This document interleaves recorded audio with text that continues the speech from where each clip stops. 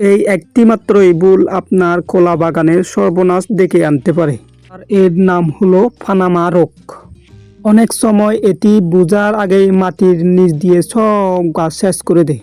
আর আমি আজকের এই ভিডিওতে রোগের কারণ, লক্ষণ এবং 3টি কার্যকরী প্রতিকার জানাবো যা আপনার কলা বাগানকে রক্ষা করবে। সবাইকে আমার নমস্কার, আশা করি সবাই ভালো আছেন। চিৎজুরানি ইউটিউব চ্যানেলে আপনাদের সবাইকে স্বাগতম। কলা চাষিদের সবচেয়ে আতঙ্কের নাম হলো পানামা রোগ। আর আমার পিছনে যে কলা গাছগুলো দেখতে পাচ্ছেন এগুলো হলো পানামা রোগে আক্রান্ত কলা গাছ, যা পুরো বাগানকে নষ্ট করে দিয়েছে। এটি মূলত এক ধরনের মাটির ছত্রাকের কারণে হয়। একবার এই রোগ বাগানে ছড়িয়ে পড়লে পুরো বাগান ধ্বংস করে দেয়। আজকে আমি জানাবো এই রোগ কেন হয় এবং এই রোগ থেকে বাঁচার উপায়। মনে রাখবেন, আপনারা যদি আগে থেকে আক্রান্ত কোনো বাগান থেকে চারা সংগ্রহ করেন তবে নিশ্চিতভাবে আপনার বাগানে এই রোগ আসবে।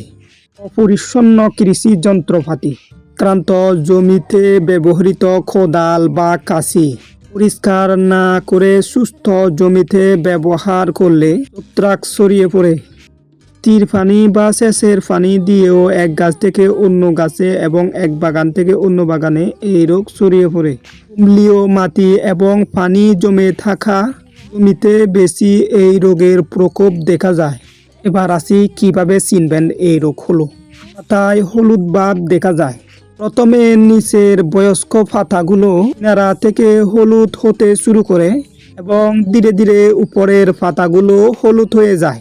পাতা ঝুলে পড়া, আক্রান্ত গাছের পাতাগুলো বোতা থেকে ভেঙে গাছের কাণ্ডের সাথে ঝুলে থাকে। কাণ্ড ফেটে যাওয়া, অনেক সময় মাটির কাছাকাছি থেকে কাণ্ডের গোড়া লম্বালম্বিভাবে ফেটে যায়। আক্রান্ত গাছ কাটলে ভিতরের অংশ লালচে কালো বা খয়েরি রঙের দাগ দেখা যায়। আর আসি প্রতিকার নিয়ে। এই রোগ কিন্তু পুরোপুরিভাবে নিরাময় করা কঠিন, তাই প্রতিরোধের উপর জোর দিতে হবে। সুস্থ চারা নির্বাচন, কিছু কালচার চারা অথবা পূর্ণ রোগ মুক্ত বাগান থেকে চারা সংগ্রহ করতে হবে। আর চারা রোপণের আগেই শোধন করে নিতে হবে। জমির অম্লতা কমাতে 30% 1 থেকে 2 কেজি চুন প্রয়োগ করতে হবে। আক্রান্ত গাছ দেখা মাত্র শিকড় সহ তুলে দূরে কোথাও নিয়ে গিয়ে পুড়িয়ে ফেলুন অথবা মাটির গর্তে পুঁতে ফেলুন।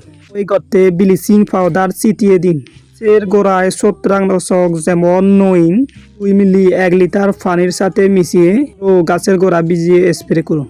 সম্ভব হলে এই রোগের প্রতিরোধী জাত চাষ করুন।